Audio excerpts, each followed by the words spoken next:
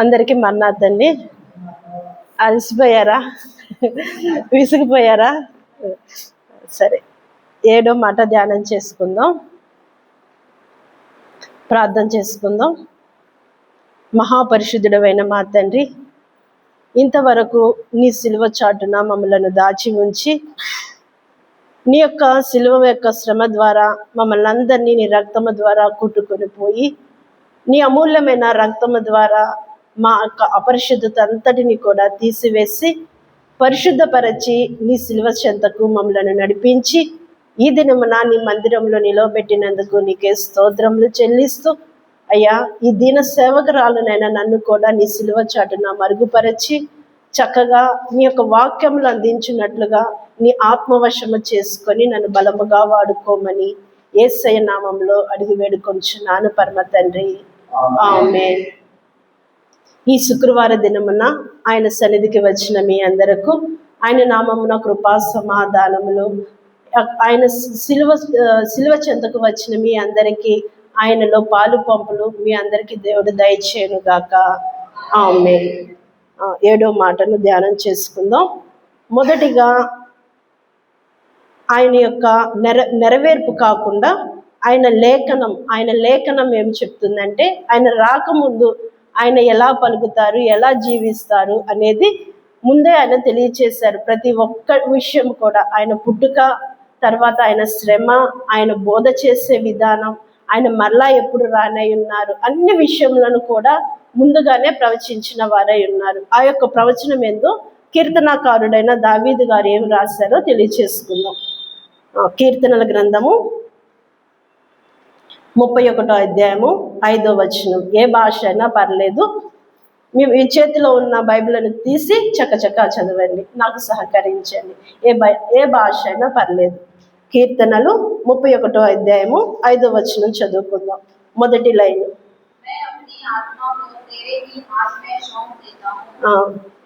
చాలండి. నా ఆత్మను నీ చేతికి అప్పగించచ్చు ఉన్నాను. ఇది చివరి పలికిన, యేసయ్య సిలువ మీద పలికిన చివరి మాట. అన్ని మాటలు యేసయ్య చక్కగా పలికారు. ఈ ఏడో మాటకు వచ్చేసరికి యేసయ్య ప్రాణం ఎక్కడో కొనలో ఉందండి. ఎందుకంటే ఇంకా ఆయన ప్రాణాన్ని అప్పగించచ్చు ఉన్నారు. ఇంకా దాని తర్వాత ఏదీ లేదు.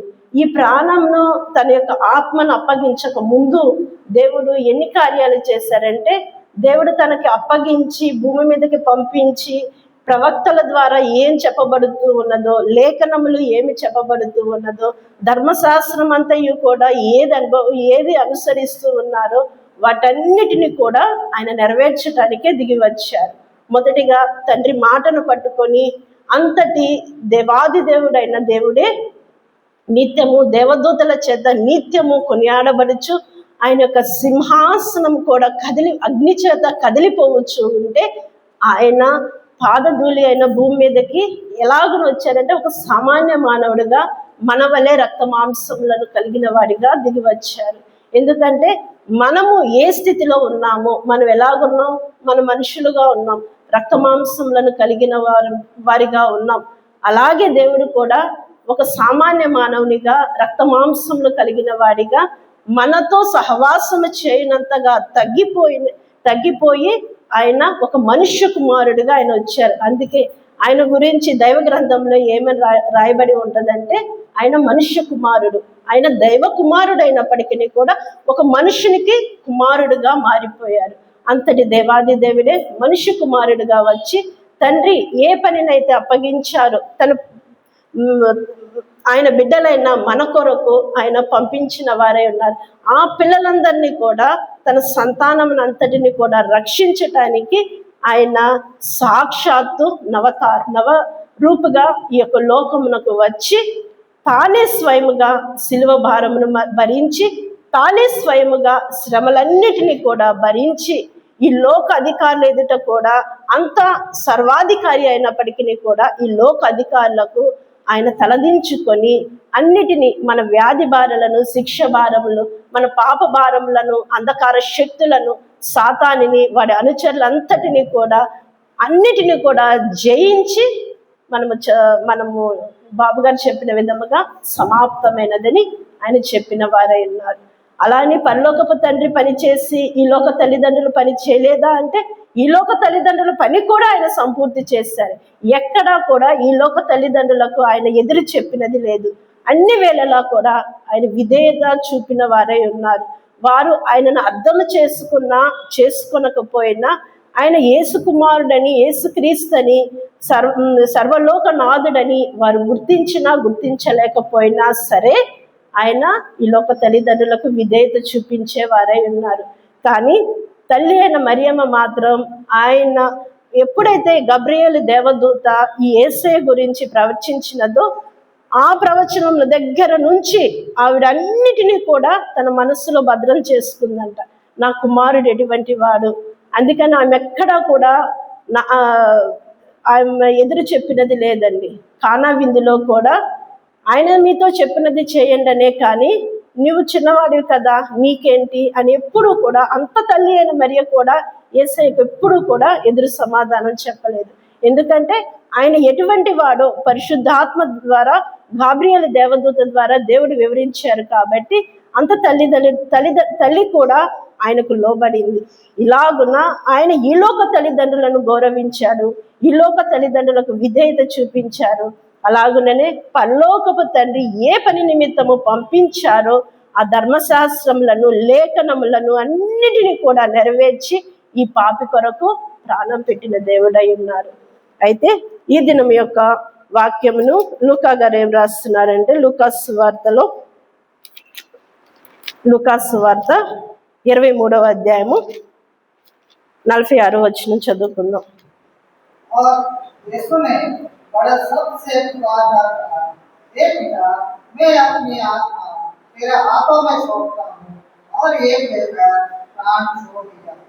చూడండి, మనము కీర్తనలను చదివినది ఏంటంటే ఆయన లేఖనములు, అంటే ఆయన గురించి ముందే చెప్పబడిన లేఖనములు. ఇదైతే ఆయన నెరవేర్చి చూపిస్తున్నారు. అంటే ఆయనే స్వయముగా దిగి వచ్చి అన్ని నెరవేర్పులను కూడా నెరవేరుస్తున్నారనమాట.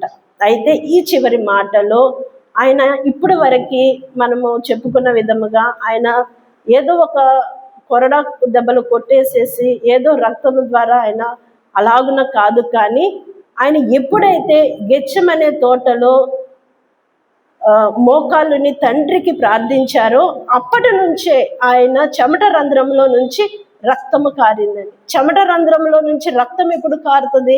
మనము తట్టుకోలేనంత వేదన వచ్చినప్పుడు మన వెజిల్స్ పగిలిపోయి ఆ వెజిల్స్ లో నుంచి మన యొక్క చెమట గ్రంథంలో నుంచి రక్తం వస్తుందంట. అప్పటికే ఆయన హృదయం బద్దలైపోయింది. ఎందుకంటే ఎవరి కొరకు వచ్చారో ఆ యొక్క తన జనాంగం కొరకు వచ్చిన వారందరూ కూడా సిలువ వేయమని కేకలు వేసినప్పుడు ఆయన హృదయం ఎలా ఉంటుంది? మనల్ని ఎంతో ప్రేమగా ప్రేమించిన మన బిడ్డలు మనల్ని అసహించుకొని మనల్ని మరణానికి అప్పచెప్పితే మనం తట్టుకోగలమా? తట్టుకోలేము.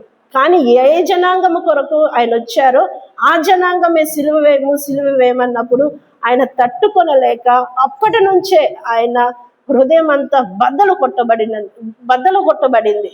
తర్వాత శిష్యులందరూ పారిపోయారు. ఆయన విడిచి ఆయన శ్రమను చూచి శిష్యులందరూ పారిపోయారు. ఆయన ఒంటరి వారైపోయి ఆ సిలువ భారాన్ని ఆ యెరూషలేము వీధులలో నుంచి, తర్వాత ఆయన సిలువ వేసినది ఏ కొండండి? ఆయన సిలువ వేసినది ఏ కొండ? కల్వరి కొండ. ఆ కల్వరిగిరి కొండ చేరు వరకు కూడా ఆయన రక్తం కారుతానే ఉంది.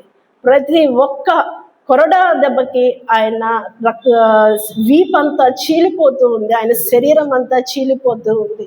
అలాగనే ఆయన తలపైన ఒక ముళ్ళ కిరీటం పెట్టారు. ఆ యొక్క ముళ్ళ కిరీటాన్ని బట్టి ఆయన యొక్క శిరస్సంతా కూడా ఒక జల్లెడగా మారిపోయి తల నుంచి పాదముల వరకు ఆ యెరూషలేము వీధులలో ఆయన రక్తం కారుతానే ఉంది. తర్వాత ఆయన సిలువ వేశారు. సిలువ వేసిన తరువాత ఆయన యొక్క రక్తము ఆయన శరీరంలో నుంచి ఆయన సిలువ వేయబడిన ఆ సిలువ మీదకి కారుతూ ఉంది. ఆ సిలువ మీద నుంచే కాక తర్వాత కల్వరి కొండ మీద కారుతుంది. ఆ కల్వరి కొండ మీద ఎన్ని రాళ్ళు అయితే ఉన్నాయో ఆ రాళ్ళన్నిటి మీదకి కూడా ఆయన రక్తం ఒక ప్రవాహం వలె కారుతూ ఉంది. అలాంటి పరిస్థితులలో ఆయన ఈ 7 మాటలు పలుకుతూ ఉన్నారు. ఆయన ఏదో చక్కగా లేడండి, దేవుడు కదా, ఇంత శ్రమ అనుభవం ఆయనకి చాలా ఈజీ అనుకోవచ్చు, కానీ ఆయన సాక్షాత్తు ఒక నరుడుగానే దిగి వచ్చి ఈ శ్రమ భారం అంతటినీ కూడా మన కొరకు భరించిన వాడై ఉన్నాడు. తర్వాత సాతాను నుంచి, నువ్వు దేవుడు కదా, అందుకే నువ్వు ఇంత భారాన్ని భరించావు, ఇంత శ్రమను భరించావు అనే పేరు అనేది కూడా లేకుండా ఒక నరవతారిగా దిగి వచ్చి ఆయన మన కొరకు ఈ శ్రమ అంతటిని కూడా భరించిన వారై ఉన్నారు. అయితే 7వ మాట యొక్క అంశం గురించి ఒక పూర్తిగా ధ్యానం చేసుకుందాం. ఆయన ఈ మాట, దేవా నీ చేతికి నా ఆత్మను అప్పగించుచు ఉన్నాను అనగానే ఆ మాట కంట అప్పటికి ఆ దేశమంతా కూడా చీకటైపోయిందంట. ఎందుకు చీకటైపోయింది అంటే ఆయన మరణాన్ని సృష్టి చూడలేకపోయింది. ఏ నోటి మాట ద్వారా అయితే సృష్టిని కలుగ చేశాడో ఆ తండ్రి మరణిస్తుంటే సృష్టి తట్టుకోగలదా?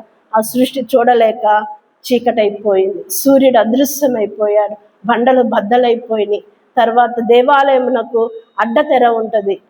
పాతకాలంలో ఇక్కడ ఒక అంటే అతి పరిశుద్ధమైన స్థలంలోనికి ఎవరు ప్రవేశింపకుండానట్లుగా అది వారంనకు ఒక ప్రధాన యాజకుడు మాత్రమే వెళ్ళటానికి ఒక అడ్డతెర అనమాట. ఎవరును వెళ్ళకుండానట్లుగా ఒక అడ్డతెర ఉండదు. అది కూడా పైనుండి కింద వరకు చినిగిపోయింది.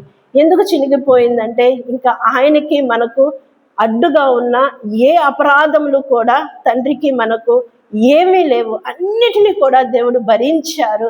ఆయన దగ్గరికి మనం స్వేచ్ఛగా వెళ్ళవచ్చని కుమారుడు మనకి ద్వారము, ఆయన ప్రియ కుమారుడైన యేసుక్రీస్తు వారు తండ్రి దగ్గరికి ఏ సమయమునైనా వెళ్ళవచ్చునని ఒక ద్వారమును ఆయన ఏర్పాటు చేసిన వారై ఉన్నారు.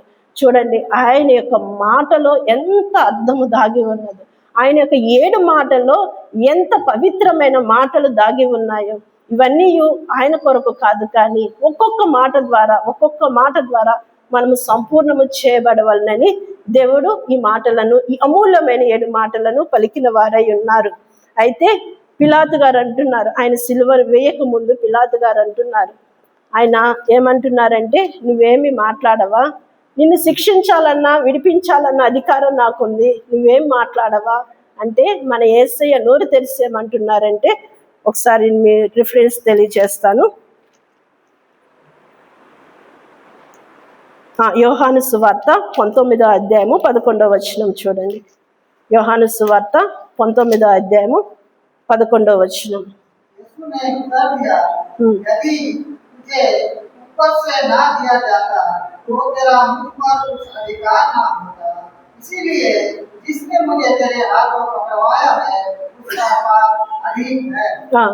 చూడండి, మన యేసయ్య నోరు తెరిసేమంటున్నారంటే, పైనుండి నీకు అధికారం వస్తే తప్ప నన్ను శిక్షించుటకైనా విడుదల చేయటకైనా అధికారము నీకు లేదయ్యా అని చెప్తున్నారు. అంటే ఆయనకి అధికారం ఎక్కడుంది? ఆయన స్వాధీనంలో ఉంది. ఆయన మరణింప చేయవలనన్నా లేకపోతే జీవింప చేయవలనన్నా సర్వమానవాళి యొక్క ప్రాణము ఆయన చేతిలోనే ఉంది. పిలాతు అనుకోవచ్చు నా చేతిలో ఆయన ప్రాణం ఉందని, సాతాను అనుకోవచ్చు ఆయన ప్రాణం నా చేతిలో ఉందని, వాడు అనుచరులు అనుకోవచ్చు ఆయన ప్రాణం నా చేతిలో ఉందని. కానీ ఆయన ప్రాణం ఆయన చేతిలో ఉంది, లేదా పంపించిన తండ్రి చేతిలో ఉంది, కానీ అది ఎవరి చేతిలో లేదు. అందుకే యేసయ్య ఏమంటున్నారంటే, అదే యోహాను సువార్తలో 10వ అధ్యాయము 18వ వచనం చూడండి. యోహాను సువార్త 10వ అధ్యాయము 18వ వచనం 18.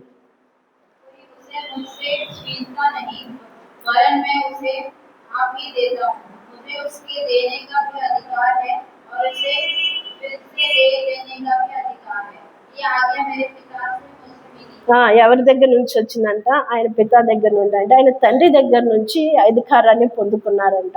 అందుకే యేసయ్యకు అధికారం ఆయన దగ్గరే ఉంది.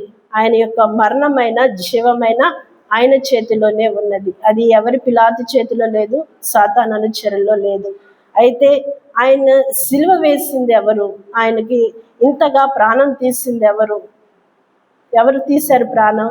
అప్పటి కాలంలో ఉన్న రోమా సైనికుల, లేకపోతే ఆయన ఎవరి కోసం వచ్చారో ఆ సొంత జనాంగమా అంటే కాదు, మనము వేసిన మేకులే, మనము ఆయన హస్తాలలో గుచ్చుచున్న మేకులే, ఆయన పాదములలో గుచ్చుచున్న మేకులే ఆయన ప్రాణం తీస్తున్నవి. మనలో ఉన్న అపవిత్రత, మనలో ఉన్న దుష్ట స్వభావము, మనలో ఉన్న క్రూరత్వమే ఆయనను అలా చీల్చివేస్తుంది. ఆ శిలువ మీద అలాగున భూమికి ఆకాశమునకు మధ్యన ఒక శాపగ్రస్తునిగా మార్చి వేసినది కేవలము మన పాపములే ఆయన శిలువ మీద అలాగున చేసినవి, అలాగున శిక్షకు అప్పగించినవి కూడా మన పాపములే. అయితే మనము కూడా దేవుడు యేసయ్య మొత్తం పనంతటిని కూడా ముగించి నా ఆత్మని నీకు అప్పగించుచున్నారని తండ్రికి చెప్పారు. మనము కూడా మాట చెప్పొచ్చా అంటే చెప్పొచ్చు. ఎలాగునంటే మనం రాత్రి పడుకునేటప్పుడు మనం లెగుస్తామో లేమో తెలీదు, తర్వాత రోజు చూస్తామో లేదో తెలీదు, కానీ మనం రాత్రి పడుకునేటప్పుడు ఖచ్చితంగా దేవా నా ఆత్మను నీకు అప్పగించుచున్నానని తండ్రికి అప్పగిస్తే మన ఆత్మనంట దేవుడు పరలోకానికి తీసుకెళ్తాడంట. ఇలా రోజు మనం ఇదే ప్రార్థన చేసుకుంటే మనము ఆ పరలోకపు తండ్రితో సాంగత్యం కలిగి ఉంటామంట. ఆది కాండంలో ఒక ఆయన ఉన్నారండి, ఫస్ట్ దేవునితో పాటు నడిచి వెళ్ళిపోయిన వాడు. ఒకసారి హనోకు గారు చూడండి, ఆది కాండము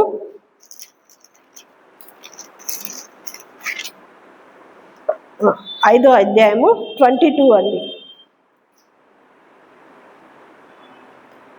आदि कांडमु जेनेसिस चैप्टर 5 वर्सेस 22। मथुसेलह ने जन्म के पहचान हनोक 300 वर्ष तक परमेश्वर के साथ चलता रहा और उसके और भी बेटे बेटियां उत्पन्न हुई। ఈ హనోక్ గారు ఏం చేశారంటే ఆయనకి బిడ్డలు ఉన్నారు, కుటుంబం ఉంది, ఆయన కూడా దేవుడితో నడిచేవారంట. ఆయన దగ్గరికి దేవుడు రోజు వస్తూ ఉండేవారంట. ఒక రోజు ఏమైంది, దేవుడు వస్తున్నారు, ఈయన నడుస్తూ ఉన్నారు, దేవుడు వస్తున్నారు, ఈయన నడుస్తూ ఉన్నారు. చివరికి మన దైవజనులు ఏం చెప్పారంటే, నీ ఇంటికంటే నా ఇల్లే దగ్గర ఉందయ్యా, నువ్వు నాతో వచ్చేస్తావా అంటే హనోక్ వెళ్ళిపోయాడంట, ఇంకా కనిపించలేదు. అంటే ఆయన సజీవంగానే యేసయ్యతో పాటు వెళ్ళిపోయిన వాడై ఉన్నాడు హనోకు గారు. కాబట్టి మనం రోజు ఆయనతో పరలోకమైన సాంగత్యం కలిగిన వారమై ఉంటే, ఆదాము అవ్వల దగ్గరకు కూడా దేవుడు చల్లపూట ఆదాము అవ్వల్ని కలుసుకొని వారితో ముచ్చటించడానికి యేసయ్య వస్తూ ఉండేవారండి. తర్వాత వారు ఆ మహిమ స్వరూపాన్ని పోగొట్టుకున్నారు. కానీ ఈ హనోకు గారు ఏంటి, దేవుడితో నడిచి ఆ యొక్క సహవాసాన్ని పొందుకొని ఆయనతో పాటు పరలోకానికి వెళ్ళిన వారై ఉన్నారు. కాబట్టి మనము కూడా మన దైవజనులు చెప్పిన విధముగా మనకు అందించుచున్న బోధన బట్టి మనము కూడా మన ఆత్మలను ఆయనకు సమర్పించుకుంటే మనము కూడా ఆయనతో సహవాసం చేయగలము. మరొక విషయం ఏమిటంటే, ఇంతవరకు మనం ఆయన 7 మాటలు పలికారు. ఆ 7 మాటలు పలికిన తర్వాత ఆయన యొక్క పరిస్థితి ఎలాగున్నది? ఇంతవరకు పర్లేదు, 7 మాటలు పలికారు, తర్వాత ఆయన మరణించారు, సమస్తమును కూడా జయించి మరణించారు. తర్వాత పరిస్థితి ఏంటో తెలుసా? ఆయన ఒంటరి వారైపోయారు. ఒక దిక్కుమాలిన వాడిగా ఆయన ఆ కల్వరి కొండ మీద వేలాడుచున్నారు కదా. దిక్కుమాలిన వారిగా ఆయన అలాగ వేలాడుచున్నారు. ఆయన వెంట వచ్చిన శిష్యులు ఆయన విడిచి వెళ్ళిపోయారండి. ఒక యోహాను గారు, తల్లి అయిన మరియా, కొంతమంది స్త్రీలు మాత్రమే ఆయనతో ఉన్నారు. కానీ తర్వాత ఆయన చనిపోయిన తర్వాత ఆయన దగ్గర ఎవ్వరూ లేరు.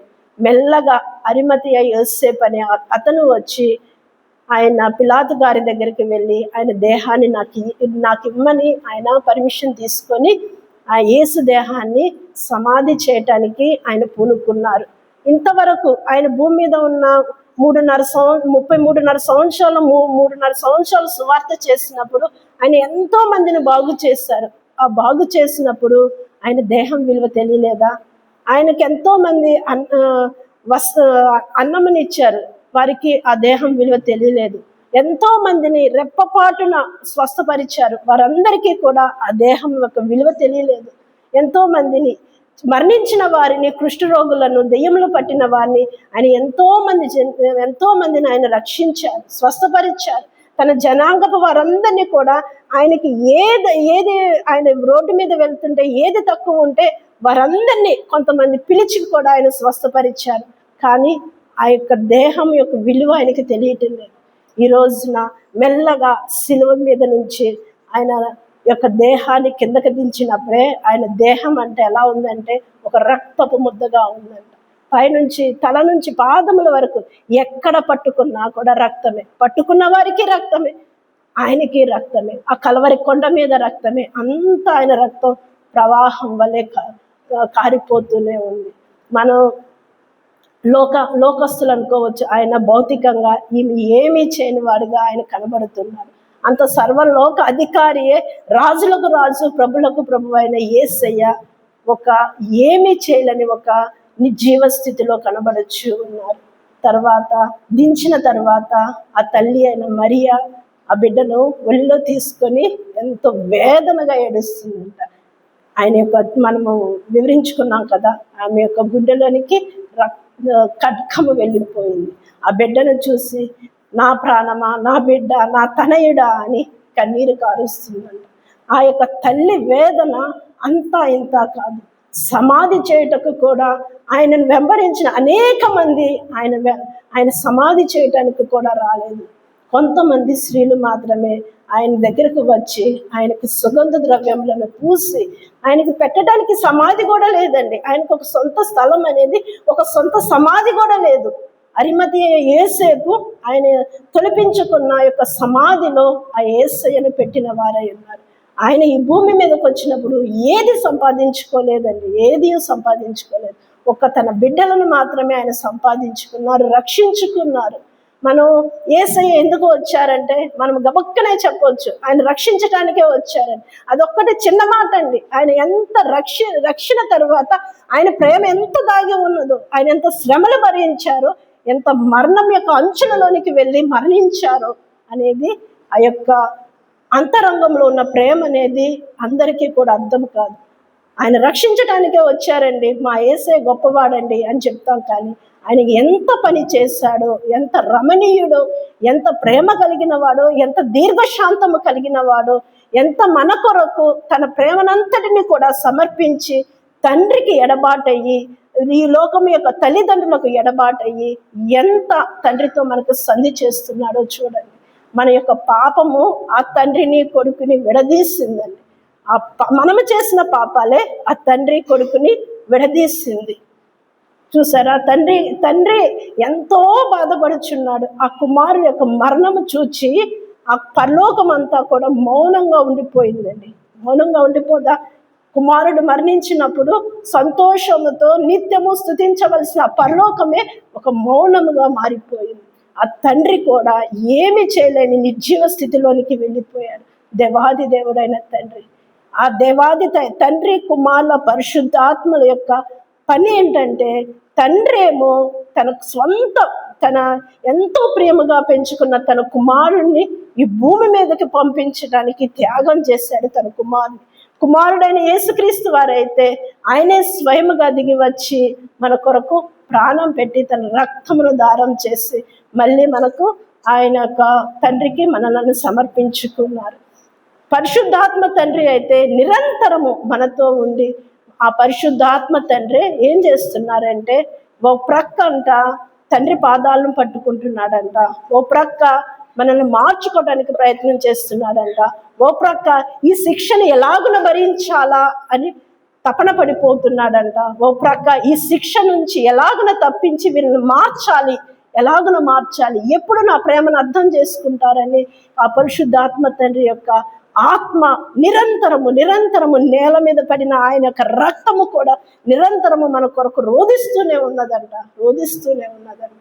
ఇప్పటికైనా ఆయన ప్రేమను అర్థం చేసుకోవడానికి ప్రయత్నించండి. ఎన్నో శుక్రవారాలు వెళ్ళిపోతూ ఉన్నాయి, మనము ఆయన కొరకు ఏం చేస్తున్నాం ఒక్కసారి మీరు జ్ఞాపకం చేసుకుని, చివరిగా తండ్రికి తన యొక్క ఆత్మను అప్పగించుటను బట్టి దేవుడు ఏ పని పూర్తి చేశారంటే, యేసు ప్రభు వారు మరణించిన తర్వాత సమాధులు తెరవబడి పరిశుద్ధులైన వారు అందరికీ కూడా కనబడినట్లుగా మన దైవ గ్రంథంలో చూస్తున్నాం. ఎందుకు భక్తులైన వారు పరిశుద్ధులైన వారు కనబడినారంటే, అందరి భక్తుల యొక్క పరిశుద్ధుల యొక్క ఆత్మలు ఆయనతో ఇమిడి ఉన్నాయి. కాబట్టి మన అందరి యొక్క ఆత్మలను ఆయన పరలోకానికి సమర్పిస్తున్నారు. ఈ యొక్క చివరి మాటను బట్టి మన యొక్క అందరి ఆత్మలను కూడా ఆయన తండ్రికి అప్పగించు ఉన్నారు, పరలోకానికి సమర్పణ చేసిన వారై ఉన్నారు. కాబట్టి ఈ యొక్క చివరి మాట ద్వారా, ఆయన పలికిన 7వ మాట ద్వారా కూడా ఆయన ఈ పనిని కూడా, మన ఆత్మలను కూడా విడిచిపెట్టక తండ్రికి సమర్పించిన వారై ఉన్నారు. మనము ఇకను ఈ లోకస్తులము కాదు, కానీ మనం ఎవరము? పరలోక వాస్తవులు. మనం ఎవరము? తండ్రి బిడ్డలము. ఆ శిలువనాథుడైన యేసుక్రీస్తు యొక్క వారసత్వము కలిగిన వారమని జ్ఞాపకం ఉంచుకోనండి. చివరిగా ఈ యొక్క పరిశుద్ధాత్మ తండ్రి ఏం చేస్తున్నారంటే, నిరంతరము మనతో పాటు ఉండి ఉచ్చరింప సఖ్యము కానీ మనము చేయలేని పనులన్నీ కూడా ఆయన చేస్తున్నారు. ఎలాగనంటే, మన పక్షాన విజ్ఞాపన చేస్తున్నారు, మన పక్షాన ప్రార్థన చేస్తున్నారు, మన పక్షాన మనకి ఏ సమయంలో ఏది అవసరమో, మనం కష్టంలో ఉన్నా, మనము బాధలలో ఉన్నా, మనము గాయాలలో ఉన్నా, ఆయన రూపము దాల్చుకొని ఆ సమయం నాకు ఏ రూపం దాల్చుకోవాలో ఆ రూపముతో దిగి వచ్చి మనల్ని స్వస్థపరుస్తున్నారంట. ఒకవేళ మనం గాయములతో ఉంటే ఆయన సమరయుడిగా దిగి వస్తున్నాడు. ఒకవేళ మనం గుండె చెదిరిన వారం అయితే ఆయన బోధపరిచేవాడిగా వస్తున్నాడు. ఒక్కొక్క సమయంలో ఆయన ఏ రూపము దాల్చుకొని వస్తున్నారో మనకైతే తెలియదు, కానీ మనల్ని మాత్రం భద్రపరుస్తున్నారు. మన మీద ఏ ఆకస్మికమైన ఏ శ్రమలు గండములు అనేవి రాకుండా అన్ని కాలములలో అన్ని సమయములలో మనల్ని కాపాడుచు ఉన్నారు. ఆ శిలువ మీద ఆయన నిర్జీవ స్థితిలో ప్రాణము లేని వాడుగా ఉంటున్నాడు. కాబట్టి ఈ దినమున మనం ఏమైనాం? ప్రాణము కలిగిన వారమై ఆయన పెట్టిన భిక్షే మనకు ఈ దినమున ఆయుష్ కలిగిన వారమై ఉన్నాం, ప్రాణము కలిగిన వారమై ఉన్నాం. అయితే ఇదంతా కూడా చూసిన శిష్యులైన వారు ఏం చేస్తున్నారంటే, మనం ఏం చేయాలి? అయితే అప్పటి కాలంలో ఉన్న శిష్యులు అయితే ఏం చేశారంటే, యేసుక్రీస్తు వారిని మేము ప్రకటిస్తున్నామని చెప్పేసేసి శిష్యులైన వారు 12 మంది శిష్యులైన వారందరూ కూడా ఆయన గురించి విరాళంగా ప్రకటించారంట. వాళ్ళనందరినీ పిలిచి, మీరు ఒకానొక సమయంలో మీరు యేసు గురించి బోధ చేయకూడదు అని ఒకవేళ అధికారుల ద్వారా ఆజ్ఞ వచ్చినప్పటికీ కూడా వారు ఆజ్ఞకు కూడా లోబడక, దేనికి భయపడక అనుదినము యేసే క్రీస్తుని ప్రకటిస్తూ ఉన్నారంట. ఇంతవరకు యోహాను గారి గురించి మనం చదువుకున్నాం కదా, చివరి వరకు వెంబడించిన యోహాను గారు, ఆ యోహాను గారు కూడా చివరి వరకు ఆయనను వెంబడిస్తూ ఎన్నడూ కూడా ఆయన విడిచినది లేదు, ఆయన రొమ్మున ఆనుకున్నారు. అలాగునని పౌలు గారు కూడా చాలా పత్రికలు రాశారండి. ఆయన కూడా ఆయన శ్రమలలోనూ నిందలోనూ భాగస్థుడనని అందరికీ కూడా సాక్ష్యం ఇచ్చుచు అనేకులను కూడా బోధ చేసిన వారై ఉన్నారు. మనము కూడా నిజముగా ఆయన ప్రేమను అర్థము చేసుకుంటే, ఆయన శిలువ మీద ఆయన యొక్క మిక్కుటమైన బాధ అనేది మనకు అర్థమైతే కనుక మనము కూడా నిరంతరము అనేకులకు ప్రకటించేవారిగా ఉండాలి, అనేకులకు బోధ చేయవారిగా ఉండాలి, అనేకులకు సాక్ష్యం ఇచ్చేవారిగా ఉండాలి, అనేకులకు మనలను మనము కనబరుచుకోవాలి. ఎందుకంటే దాహం దగ్గర మనం చూసాం కదా, మనము ఎదుటి వారిని రక్షిస్తున్నాం, కానీ మనంతటా మనం ఎలాగున్నాం, మనం ఎంత సంపూర్ణంగా ఉన్నాం, ఆయన ప్రేమ మనలో ఎంత ఉన్నది, మనం ఆయన కొరకు ఎంత జీవిస్తున్నాం. వారందరూ చక్కగా భద్రపరచబడి రక్షింపబడి పరలోకానికి వెళ్తున్నారు, కానీ క్రీస్తు నామం అని చెప్పుకొని ఆయనకి సిలువకు శత్రువులుగా మారుతున్నామేమో. ఒక్కసారి మీరు జ్ఞాపకం చేసుకొని మిమ్మల్ని మీరు మార్చుకోవటానికి ప్రయత్నం చేయండి. ఎట్టి స్థితిలో మనం ఉన్నాము అన్నీ ఎరిగి, అన్నీ తెలిసి కూడా మనము ఆయన మరలా సిలువకు అప్పగించువారుగా యూదావారిగా ఉంటున్నాము. ఇస్కరియోతు ఏం చేశారు? ఆయనను ముద్దు పెట్టుకొని బోధకుడా నీకు శుభమని ఆయనకు శ్రమకు అప్పగించిన వాడై ఉన్నాడు. మనం అలాగనే ఎప్పుడూ కాకూడదండి. ఆయన ప్రేమను అర్థం చేసుకోవటానికి ప్రయత్నం చేయండి, ఆయనతో సాంగత్యం చేయడానికి ప్రయత్నించండి. పరిశుద్ధాత్మను దుఃఖ పెట్టకుండానట్లుగా ఆయన సంతోషపెట్టి ఆయన గాయములను మాన్పు వారిగాను ఆయన రక్తమును తుడిచివారిగా ఉండటానికి ప్రయత్నం చేద్దాం. ఈటి బోధ ద్వారా దేవుడు మిమ్మల్ని ఆశీర్వదించి ఆయనకు సేదదీర్చు వారిగా శిలువ చెంతకు వచ్చిన మిమ్మల్ని అందరినీ దేవుడు దీవించి ఆశీర్వదించును గాక. ఆమేన్.